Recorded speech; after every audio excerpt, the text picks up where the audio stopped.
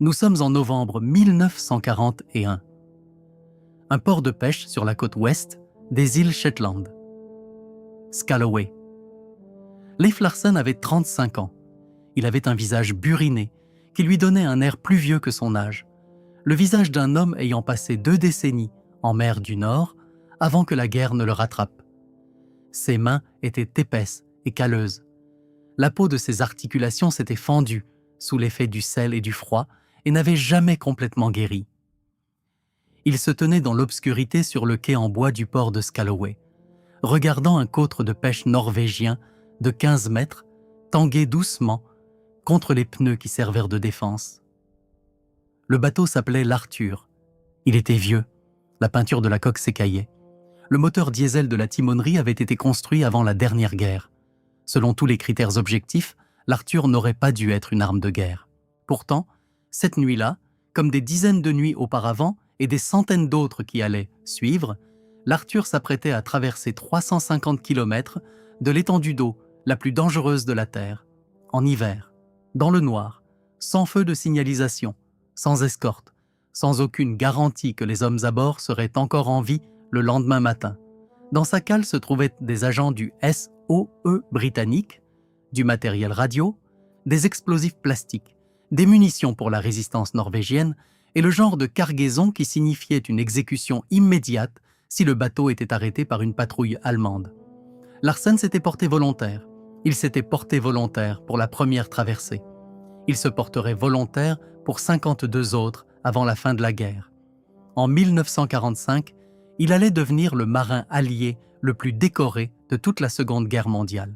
Mais en cette nuit de novembre, Larsen n'était qu'un pêcheur de Bergen, détachant des cordes d'un taquet en bois, montant à bord d'un bateau qui aurait dû être mis à la casse, pointant la proue vers l'est et poussant la manette des gaz vers l'avant dans la noirceur de la mer du Nord. Ce que lui et les hommes qui le suivirent allaient le bâtir au cours des 4 années suivantes n'était pas une marine. C'était quelque chose de plus étrange, quelque chose que le commandement naval allemand refuserait de prendre au sérieux jusqu'à ce qu'il soit trop tard.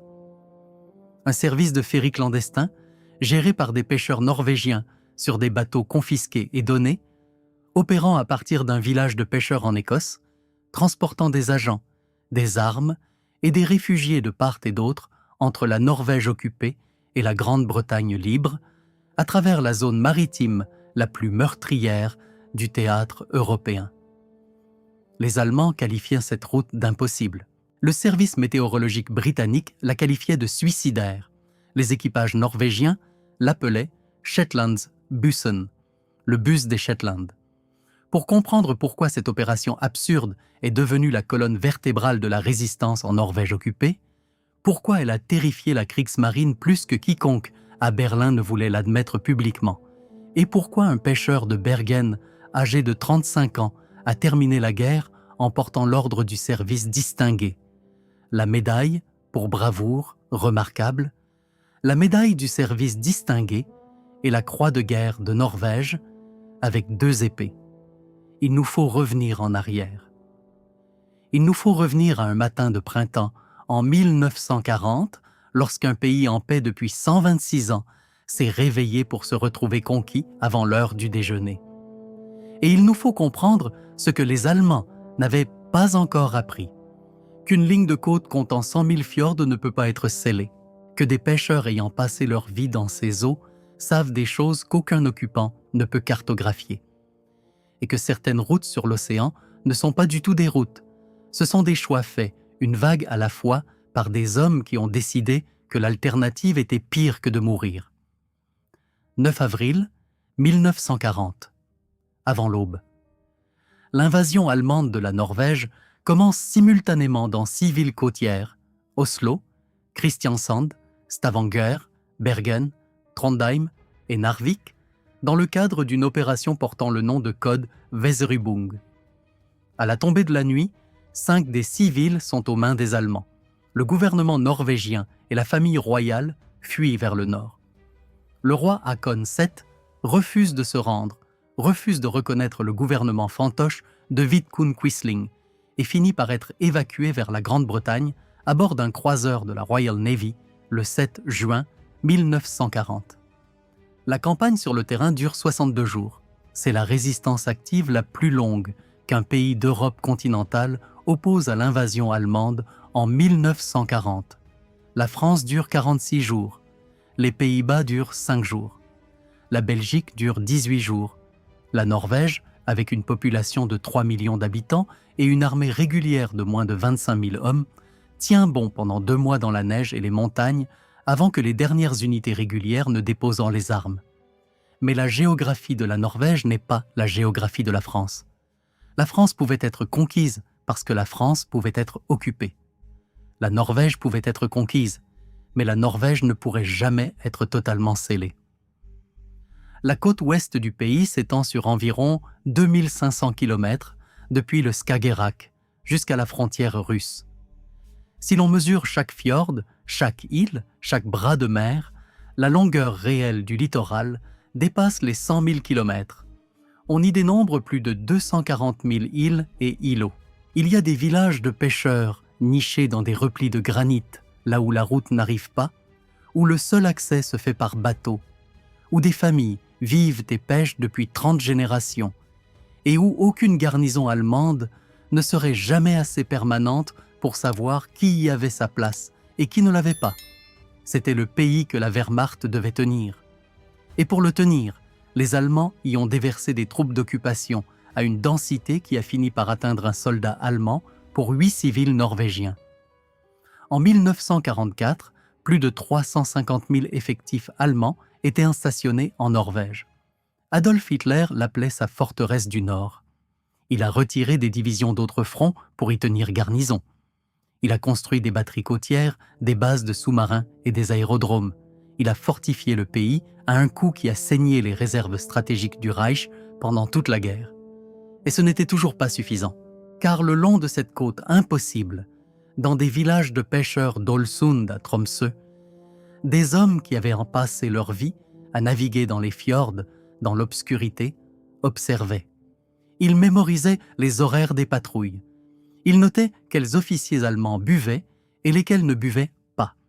Ils bâtissaient en silence les premières cellules de ce qui allait devenir le Milorg, la résistance militaire norvégienne. Et ils avaient besoin de 2 choses qu'ils ne pouvaient pas obtenir en Norvège occupée. Ils avaient besoin d'armes et ils avaient besoin d'un moyen de communiquer avec Londres.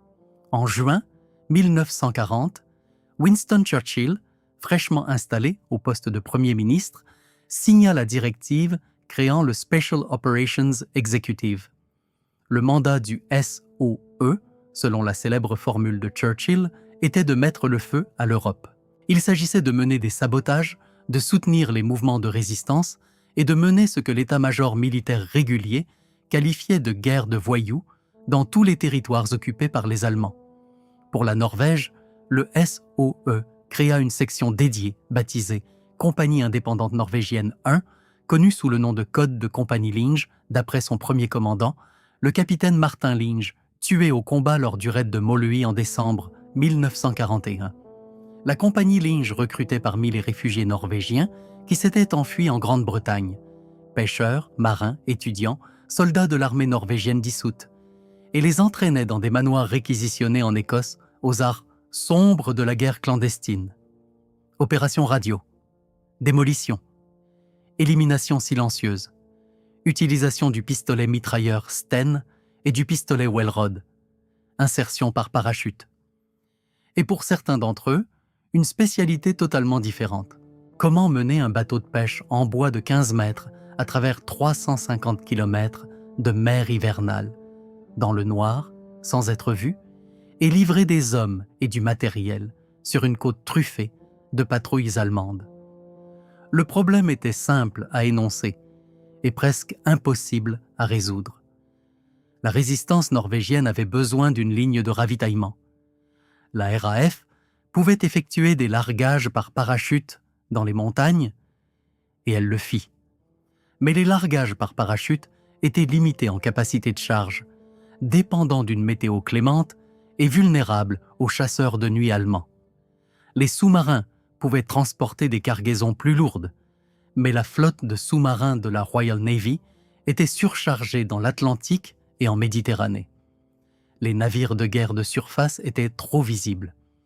Tout bâtiment arborant le White Ensign qui s'approcherait de la côte norvégienne serait détecté, intercepté et détruit.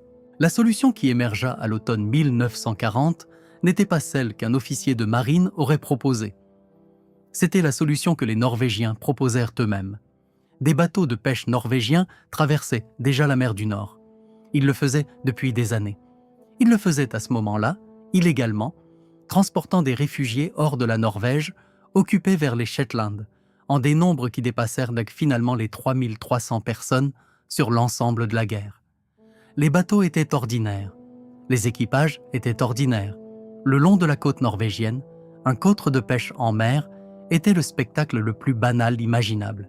Et si, proposèrent les réfugiés norvégiens en Grande-Bretagne, on inversait ce trafic? Et si l'on prenait ces mêmes bateaux, avec ces mêmes équipages, pour les renvoyer en Norvège chargés d'armes et d'agents au lieu de réfugiés? Les officiers supérieurs de la Royal Navy étaient donc sceptiques. Les bateaux étaient lents. Les équipages étaient des civils. La mer du Nord en hiver était un cimetière. Mais le SOE avait cruellement besoin d'un moyen de livraison, et il n'y avait pas de meilleure option sur la table. En octobre 1940, l'opération fut officiellement constituée. Une petite base fut établie à Lunavo, dans les Shetland, assez loin des grands centres de population pour préserver le secret opérationnel. Une base permanente plus grande serait construite plus tard à Scalloway, où le port était plus profond et les ateliers mieux équipés. L'unité n'avait pas de nom officiel. Les équipages norvégiens, avec l'humour noir qui caractérisait tout ce qu'ils faisaient, l'appelaient Shetlandsbussen, le bus des Shetland, comme s'il s'agissait d'un service régulier, comme si la mer du Nord était un trajet de banlieue. Au printemps 1941, les premières traversées étaient en cours. De vieux côtres de pêche norvégiens, des bateaux nommés Axel, Siglaos, Arthur et Land, étaient en cours de modification dans les ateliers de Luna et de Scalloway. Leurs cales à poissons furent transformées en soutes à marchandises. Leurs timoneries furent renforcées par des plaques de blindage dissimulées. Des compartiments cachés furent intégrés à la structure pour les armes et le matériel radio. Des mitrailleuses jumelées. Lewis, parfois des Colt Browning de calibre 50, furent montées sur pivot, mais dissimulées sous des bâches en toile ou de faux barils de pétrole afin que, de loin, les bateaux ressemblent encore exactement à ce qu'ils avaient toujours été, des navires de pêche norvégiens, vacants à leurs occupations. Les équipages étaient presque entièrement norvégiens. Ils portaient des vêtements civils ou des uniformes de la marine marchande norvégienne. Ils ne transportaient aucune pièce d'identité susceptible de compromettre l'opération en cas de capture. Ils naviguaient, selon la lecture stricte de la Convention de Genève, comme des combattants sous déguisement civil, ce qui signifiait que si les Allemands les attrapaient, les lois de la guerre ne s'appliquaient pas. La capture signifiait l'interrogatoire. L'interrogatoire signifiait la Gestapo. Et la Gestapo signifiait l'exécution, presque sans exception, souvent après des semaines de torture destinées à démanteler chaque cellule à laquelle ils avaient livré des armes. Chaque homme qui montait à bord de ces bateaux le savait. Ils se portaient volontaires malgré tout. Et parmi eux, en ce mois de novembre 1941, se trouvait un pêcheur de Bergen, âgé de 35 ans, qui allait devenir le plus décoré de tous. Leif Andreas Larsen est né le 9 janvier 1906 à Bergen, sur la côte ouest de la Norvège. Il était le fils d'un marin. Il prit lui-même la mer avant l'âge de 15 ans. Au moment de l'invasion allemande en avril 1940, il avait passé plus de 2 décennies à bord de navires de pêche et de navires marchands, sillonnant les eaux de la mer du Nord, de la Méditerranée et de la côte ouest de l'Afrique. Il connaissait le littoral norvégien comme un citadin connaît son propre quartier. Il savait lire les courants. Il savait lire les nuages. Il pouvait diriger un bateau en bois à travers un fjord par un brouillard si épais que la proue disparaissait depuis la fenêtre de la timonerie. Lorsque la Norvège tomba, Larsen fit ce que des milliers de marins norvégiens firent. Il trouva un bateau. En février 1941, lui et un petit groupe s'enfuirent à travers la mer du Nord vers les Shetland. La traversée leur prit 4 jours par un temps hivernal. Ils n'avaient presque pas de nourriture. Le moteur du bateau tomba en panne à 2 reprises. Ils arrivèrent à Lerwick, confinés par les engelures et épuisés, et Larsen se présenta aux autorités norvégiennes en Grande-Bretagne avec une seule demande. Il voulait y retourner. Il fut affecté au bus des Shetland. Sa première traversée opérationnelle, à bord de l'Arthur, eut lieu en novembre 1941. La mission était simple selon les critères du bus des Shetland, ce qui signifie qu'elle était extraordinairement dangereuse. Débarquer des agents de liaison sur la côte norvégienne, livrer des armes, retourner aux Shetland sans être vu. La traversée durait 36 heures, à l'aller comme au retour. Le temps était, selon l'euphémisme habituel des journaux de bord de l'unité, de modéré à agité. L'Arthur effectua la livraison. Les agents débarquèrent. Larsen ramena le bateau à bon port. Il allait effectuer 52 autres traversées avant la fin de la guerre. Pour comprendre ce que contiennent ces traversées, il faut comprendre ce qu'est la mer du Nord en hiver. La température de l'eau entre les Shetland et la Norvège d'octobre à avril dépasse rarement les 5 degrés Celsius.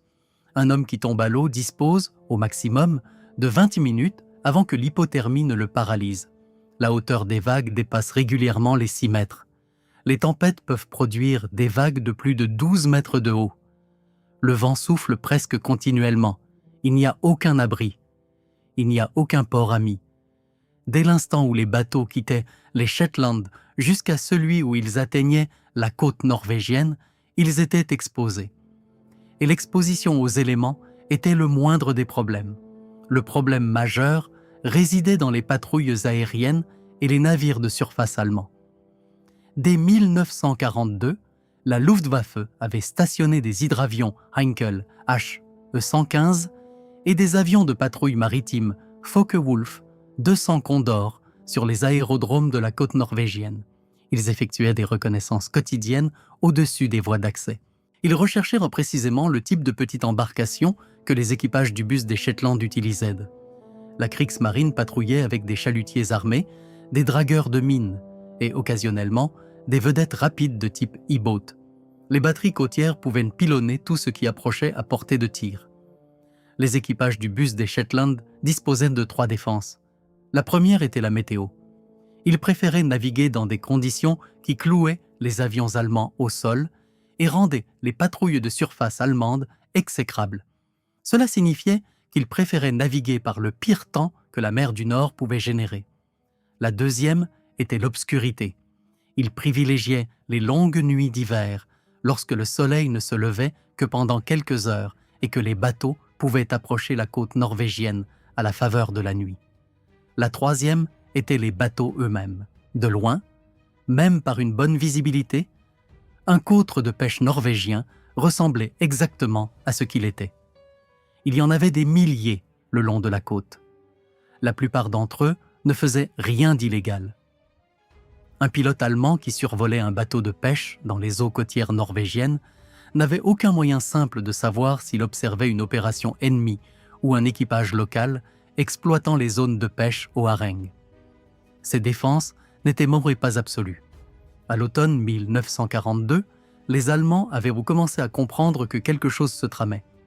Il y avait trop d'actes de résistance le long de la côte, trop de transmissions radio provenant de zones où aucun émetteur n'était censé se trouver, trop d'opérations de sabotage nécessitant du matériel dont personne ne pouvait expliquer comment la résistance l'avait obtenu.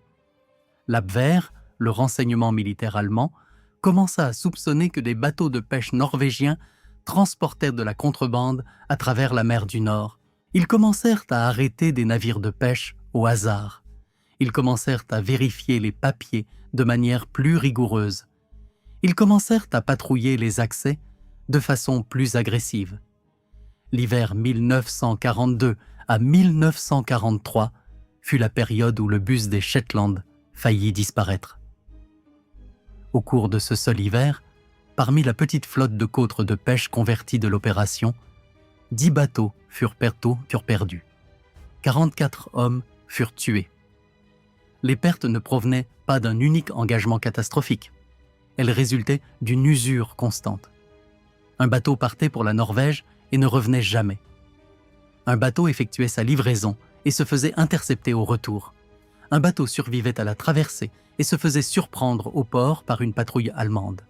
Les équipages disparaissaient les uns après les autres et, le printemps venu, les commandants de l'opération constatèrent ce qu'il restait et comprirent qu'ils ne pouvaient plus continuer avec les côtes de pêche. Les bateaux étaient trop lents. Les traversées prenaient trop de temps. Les patrouilles allemandes s'étaient adaptées. Continuer avec la flotte existante signifiait continuer à perdre des hommes, ainsi que les agents et les approvisionnements qu'ils transportaient. Soit l'opération recevait des renforts sous forme de matériel de meilleure qualité, soit elle prenait fin. À la fin de l'été 1943, la marine des États-Unis intervint. 3 chasseurs de sous-marins, le Hitra, le Essa et le Vigra, furent transférés du service américain au service norvégien. Il s'agissait de chasseurs de sous-marins modernes à coque en bois, mesurant 33,5 mètres de long, capables d'atteindre 22 nœuds, armés de canons de 76 mm, de canons anti-aériens, de grenades sous-marines et de mitrailleuses. Ils étaient tout ce que les côtes de pêche n'étaient pas. Ils étaient assez rapides pour semer les patrouilleurs allemands. Ils étaient suffisamment armés pour combattre si nécessaire. Ils étaient équipés de matériel de navigation et de radios modernes. Ils étaient, à tous égards significatifs, de véritables navires de guerre. Le bus des Shetland poursuivit ses activités pour le reste de la guerre avec ses 3 chasseurs de sous-marins. Au cours des 18 mois suivants, ils menèrent plus de 80 traversées réussies. Pas un seul bateau ne fut perdu. Pas un seul agent ou membre d'équipage ne fut tué en transit. L'opération qui avait été saignée à blanc en hommes durant l'hiver 1942 devint, avec le matériel adéquat, virtuellement invulnérable. Larsen navigua sur ses chasseurs de sous-marins. Il commanda le Vigra lors de la plupart de ses traversées opérationnelles. Il débarqua des agents. Il ramena des réfugiés. Il livra les armes qui allaient armer la résistance norvégienne pour la phase finale de l'occupation. Il était, à la fin de la guerre, l'opérateur maritime clandestin le plus expérimenté de tout l'ordre de bataille allié. Mais avant l'arrivée des chasseurs de sous-marins, avant que l'opération ne devienne quelque chose de proche du professionnalisme, Larsen avait pris part à l'une des tentatives d'opération les plus extraordinaires de toute la guerre. Une opération qui échoua complètement dans son objectif et qui pourtant établit la légende du bus des Shetland plus fermement que n'importe quelle mission réussie n'aurait jamais pu le faire. L'opération s'appelait Titel. Sa cible était le cuirassé allemand Tirpitz. À l'automne 1942, le Tirpitz était le navire de guerre le plus important sur le plan stratégique de tout le théâtre européen. Il était le plus grand cuirassé jamais construit par l'Allemagne, 251 mètres de long, déplaçant 52 000 tonnes à pleine charge, armé de 8 canons de 380 mm répartis dans 4 tourelles. Il était le navire jumeau du Bismarck, coulé en mai 1941 après la poursuite qui avait captivé le monde entier. Le Tirpitz avait été achevé trop tard pour participer à cette opération. Il était désormais stationné en Norvège, caché dans les fjords, et il immobilisait à lui seul une part disproportionnée des ressources navales britanniques par sa simple existence. Winston Churchill l'appelait la bête. Il écrivit, dans un mémorandum adressé au chef d'état-major en janvier 1942, « Toute la stratégie de la guerre tourne en cette période autour de ce navire. La Royal Navy était contrainte de maintenir des navires de ligne dans ses eaux territoriales pour parer à une éventuelle sortie de sa part. Les convois vers l'Union soviétique, par la route de l'Arctique, devaient être escortés par des cuirassés et des porte-avions, car le Tirpitz pouvait surgir à tout moment. La célèbre catastrophe du convoi PQ-17, en juillet 1942, lorsque le convoi reçut l'ordre de se disperser sur la base d'un faux rapport signalant que le Tirpitz était en mer, se solda par la perte de 24 des 35 navires marchands coulés par des U-boots et des avions. Le Tirpitz n'avait même pas quitté le port. Son nombre seul avait suffi. Il fallait le détruire. Les attaques aériennes conventionnelles avaient été tentées et avaient échoué. Les fjords où il s'abritait étaient ceinturés de montagnes. Les bombardiers ne pouvaient pas approcher à basse altitude sans être détectés et interceptés. Le navire était protégé par des filets anti-torpilles, des batteries anti-aériennes, des générateurs de fumée et une garnison permanente de chasseurs de la Luftwaffe. Les Britanniques avaient déjà perdu de nombreux appareils en tentant de l'attaquer avec des armes conventionnelles. Il fallait quelque chose de différent. La réponse qui émergea du département de l'artillerie navale de l'Amirauté fut une arme appelée le chariot. C'était une torpille humaine. 2 plongeurs, vêtus de combinaisons en caoutchouc et d'appareils respiratoires, s'asseyaient à califourchon sur l'arme et la pilotaient dans l'eau comme une moto. Le chariot était à propulsion électrique, lent et silencieux. Il transportait une charge militaire détachable contenant 272 kg d'explosifs puissants. Les plongeurs devaient piloter le chariot sous le navire cible, détacher la charge, la fixer à la coque à l'aide de pinces magnétiques, régler la minuterie et s'éloigner sur le chariot. Si tout fonctionnait, la charge exploserait des heures plus tard, une fois les plongeurs en sécurité, et l'explosion déchirerait les fonds du navire. Le problème était d'acheminer les chariots jusqu'à la cible. Le Tirpitz était ancré au plus profond du fjord de Trondheim, à plus de 95 km des eaux libres. Aucun sous-marin ne pouvait approcher, aucun navire de guerre de surface ne pouvait approcher. Le seul moyen de livraison disponible était un bâtiment capable de franchir les défenses côtières allemandes sans éveiller les soupçons. Un côtre de pêche norvégien, par exemple. En octobre 1942, le SOE et la Royal Navy approuvèrent conjointement l'opération Title. Le plan était aussi audacieux que tout ce qui fut tenté au cours de la guerre. Un côtre de pêche norvégien naviguerait des Shetland jusqu'au fjord de Trondheim, transportant 2 chariots dissimulés sous sa coque, suspendus dans l'eau et maintenus en place par des pinces spécialement conçues. Un équipage composé de pêcheurs norvégiens et de plongeurs britanniques dirigerait le côtre à travers plus de 480 km de hauts côtières contrôlés par les Allemands, se ferait passer pour un navire de pêche ordinaire pendant le voyage et arriverait à un point désigné à quelques kilomètres du Tirpitz. Les chariots seraient alors largués. Les plongeurs y prendraient en place, effectueraient la distance restante et attaqueraient le cuirassé. Le côtre sélectionné pour la mission était l'Arthur. Le patron choisi pour le commander était Leif Larsen. L'Arthur appareilla des Shetland le 26 octobre 1942. Ses papiers l'identifiaient comme un navire de pêche norvégien transportant une cargaison de tourbe de Trondheim à Kristiansand. Les chariots étaient immergés sous la coque, maintenus en place par les pinces spécialement conçues. Les plongeurs britanniques, le sergent Don Craig et le sergent Bob Evans, ainsi que leurs camarades le matelot de premier choix Malcolm Coser et le matelot de premier choix Billy Tebb, étaient dissimulés dans un compartiment secret à l'intérieur du bateau. L'équipage norvégien, mené par Larsen, se tenait sur le pont, vêtu de cirés de pêcheurs, prêt à être inspecté si le bateau était arrêté. Le bateau fut arrêté. À l'approche du fjord de Trondheim, un patrouilleur allemand se porta à sa hauteur et exigea d'inspecter la cargaison et les papiers. Larsen présenta les faux documents. L'officier allemand les examina, inspecta la cargaison de tourbe, inspecta le bateau et fit signe à l'Arthur de passer. La ruse avait fonctionné. L'Arthur poursuivit sa route en remontant le fjord. Il pénétra dans le bassin intérieur du fjord de Trondheim. Le Tirpitz était visible au loin, ancré contre la falaise au Fettenfjord, son énorme silhouette grise reconnaissable entre toutes. La mission était à quelques heures de son exécution. Et c'est alors que la météo, que les équipages du bus des Shetland considéraient comme une amie, devint une ennemie. Une violente tempête s'abattit sur le fjord dans la nuit du 30 et 1 octobre. Le vent atteignit la force d'un coup de vent. Les vagues à l'intérieur du fjord, qui auraient dû être protégées, se creusèrent à des hauteurs qui commencèrent à menacer les chariots installés sous la coque. Les pinces qui maintenaient les torpilles humaines en place commencèrent à céder.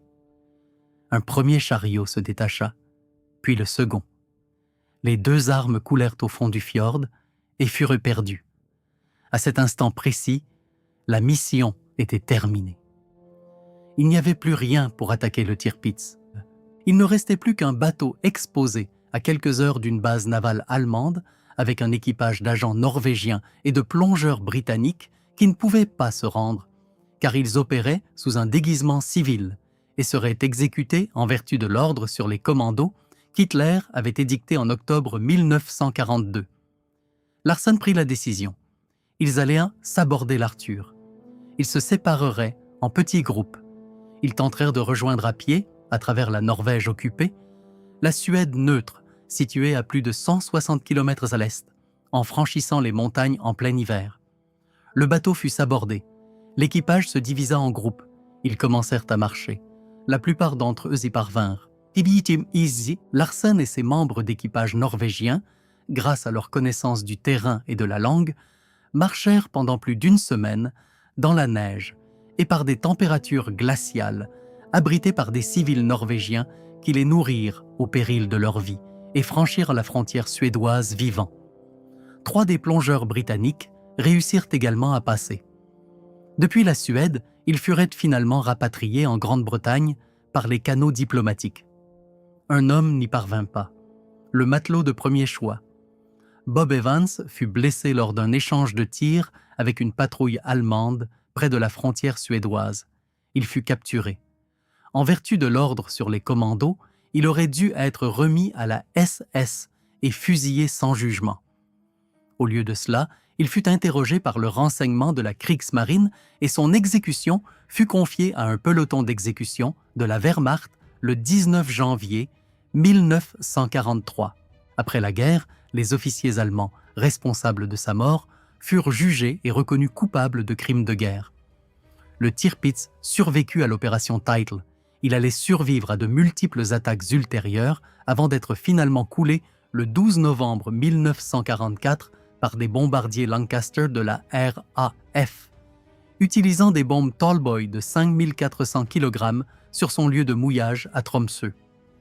L'opération Title, jugée purement par son objectif, fut un échec. Mais ce que l'opération Title prouva était une chose que les Allemands n'avaient pas comprise et ne comprendraient que bien plus tard.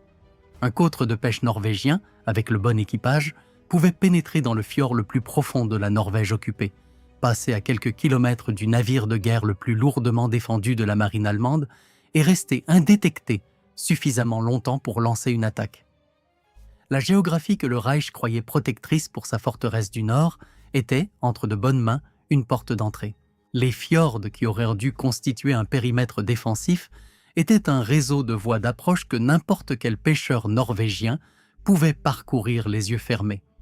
Et Leif Larsen, qui avait mené l'Arthur dans ce fjord et sorti son équipage à travers les montagnes, ne faisait que commencer. Si ce genre d'investigation minutieuse, les opérations que les histoires officielles résument en une seule phrase, les hommes qui ont mené des missions impossibles et sont rentrés à pied chez eux à travers le territoire ennemi dans la neige, est ce que vous êtes venu chercher ici. Cliquez sur le bouton « J'aime ». Cela indique à l'algorithme que cette histoire a de l'importance. Cela permet à ces récits de rester accessibles pour les personnes qui les cherchent encore. En 1944, le bus des Shetland s'était développé pour devenir quelque chose que les planificateurs initiaux n'auraient pas reconnu. Les 3 chasseurs de sous-marins fournis par les Américains, le Hitra, le Essa et le Vigra, avaient entièrement professionnalisé l'opération. Les traversées, autrefois des paris individuels, étaient devenues un calendrier de routine. Les bateaux appareillaient presque chaque semaine durant les longues nuits d'hiver. Les Allemands, malgré des années d'efforts, n'avaient jamais localisé de manière définitive la base des Shetland. Ils soupçonnaient, ils signalaient, ils avertissaient, mais ils ne frappèrent jamais. La cargaison acheminée vers l'est, en direction de la Norvège, avait considérablement augmenté. À la fin de la guerre, le bus des Shetland avait livré plus de 200 tonnes d'armes et de matériel à la résistance norvégienne. Des pistolets mitrailleurs Sten par milliers, des fusils mitrailleurs Bren, des explosifs plastiques par tonnes, des postes de radio, des fournitures médicales, des munitions, des pièces de rechange pour les imprimeries clandestines, des fausses cartes de rationnement, des skis pour les résistants opérant dans les montagnes. L'opération avait armé et ravitaillé le plus gros de la résistance norvégienne pendant toute la durée de l'occupation. Elle avait également débarqué plus de 200 agents formés par le SOE en Norvège occupée. Il s'agissait des opérateurs de la compagnie Linge qui retournèrent dans leur propre pays pour organiser des sabotages, entraîner des cellules de résistance, établir des réseaux radio et préparer l'éventuelle libération par les Alliés. La plus célèbre de ces opérations fut le sabotage de l'usine d'eau lourde de la Norsk Hydro à Vemork en février 1943, menée par des opérateurs de la compagnie Linge qui avaient été infiltrés en Norvège via le bus des Shetland et des largages par parachute. La destruction des stocks d'eau lourde à Vemork est largement considérée comme ayant paralysé le programme atomique allemand. Mais le bus des Shetland transportait du trafic dans l'autre sens également. Plus de 3300 réfugiés norvégiens furent évacués de Norvège vers les Shetland au cours de la guerre. Ils comprenaient des agents de la résistance dont la couverture avait été compromise, des membres des familles de résistants sur le point d'être arrêtés, des aviateurs alliés abattus qui avaient été cachés par des familles norvégiennes et des juifs fuyant les déportations allemandes de plus en plus systématiques. Le bus était une rue à double sens. Les agents et les armes affluaient vers l'est. Les personnes qui ne pouvaient pas survivre en Norvège occupée affluaient vers l'ouest. Et tout au long de cela, tout au long des 4 années d'opération, les Allemands ne cessèrent jamais d'essayer de trouver la base. Ils effectuèrent des reconnaissances aériennes au-dessus des Shetland. Ils capturèrent des bateaux de pêche norvégiens et interrogèrent leurs équipages. Ils placèrent des informateurs au sein des communautés de réfugiés norvégiens. Ils torturèrent des agents de la résistance capturés pour obtenir la moindre information sur la provenance des armes qu'ils découvraient. Ils savaient que le bus des Shetland existait. Ils ne purent pas l'arrêter. Il existe une histoire à propos de Leif Larsen qui explique pourquoi. Lors d'une de ses traversées, vers la fin de la guerre, le Vigra fut approché par un avion de patrouille allemand. L'appareil était un Junkers Ju-88, rapide, bien armé et capable de couler un petit navire de surface en une seule passe. Larsen n'avait pas de couverture aérienne. L'avion ami le plus proche se trouvait à des centaines de kilomètres. Le Vigra était équipé de canons anti-aériens, mais un seul chasseur de sous-marins contre un Ju-88 était, selon toute analyse rationnelle, un engagement inégal. Larsen ordonna à ses canonniers de retenir leur feu. Il maintint son cap. Il n'augmenta pas sa vitesse. Il n'effectua aucune manœuvre d'esquive. Il fit un signe de la main au pilote allemand alors que l'avion effectuait sa première passe. Le pilote allemand, peut-être confus ou peut-être convaincu qu'il observait un navire de pêche norvégien, rompit l'engagement et poursuivit sa patrouille. Larsen déclara plus tard, dans l'une des rares déclarations publiques qu'il fit jamais au sujet de son service pendant la guerre, que la chose la plus importante qu'il avait apprise en 4 ans d'opérations clandestines était celle-ci. L'homme qui a l'air de ne rien faire de mal est généralement cru ne rien faire de mal. C'était la philosophie opérationnelle de l'ensemble du bus des Shetland.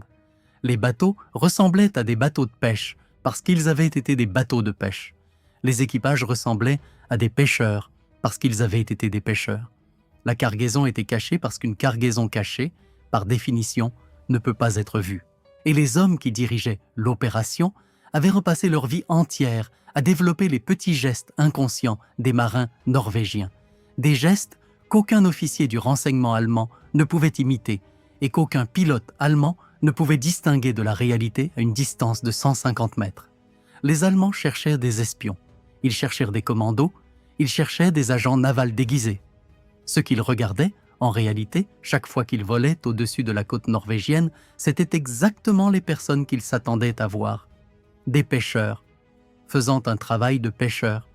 Les 44 hommes qui moururent au cours de l'hiver 1942 à 1943 avaient âme et payé le prix pour apprendre ce qui fonctionnait et ce qui ne fonctionnait pas. Les côtes de pêche de 1942 avaient été trop lents, trop légèrement armés, trop dépendants du mauvais temps pour survivre aux patrouilles allemandes qui apprenaient leurs habitudes.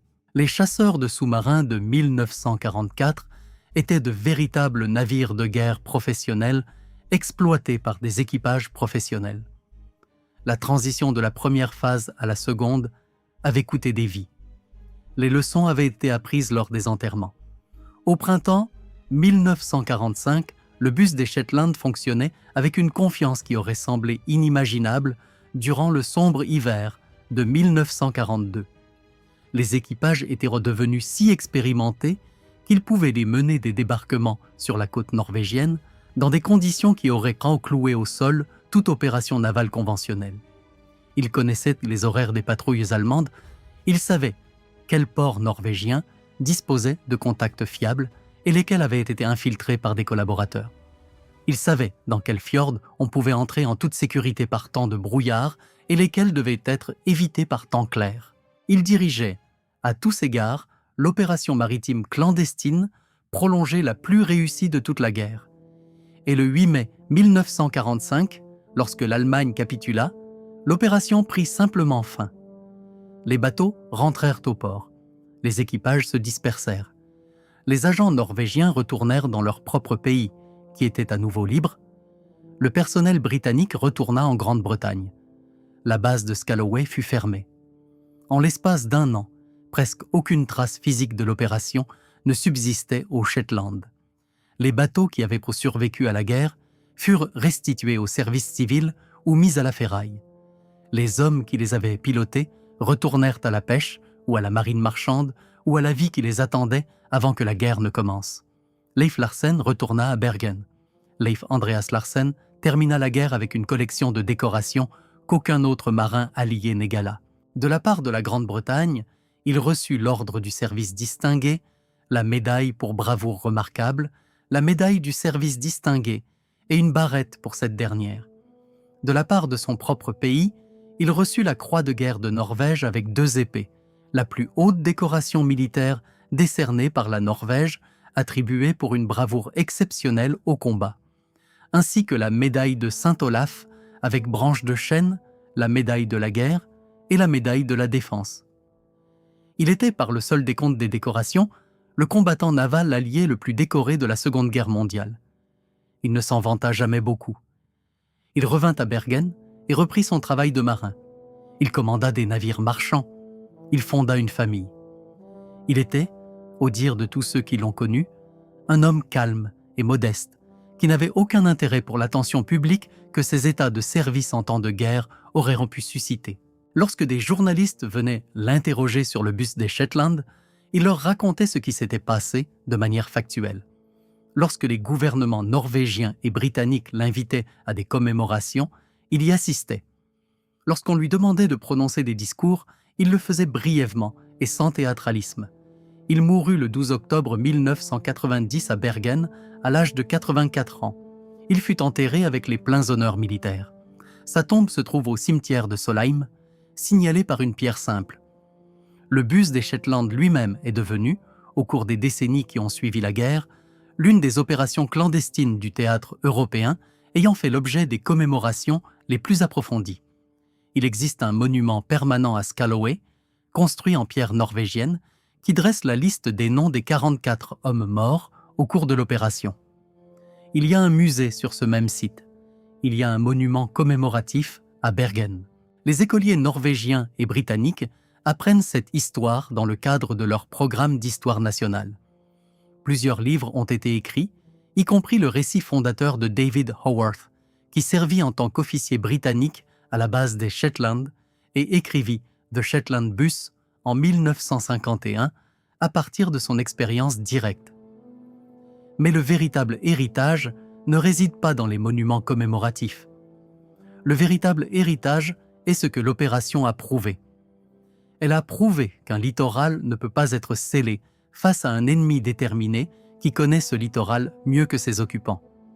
Les 350 000 soldats allemands stationnés en Norvège, les batteries côtières, les avions de patrouille, les sous-marins, les navires de guerre de surface, aucun d'entre eux, en 4 ans de tentative, ne put empêcher un petit bateau de pêche en bois de traverser la mer du Nord quelle que soit la nuit, dès lors que le temps s'y prêtait.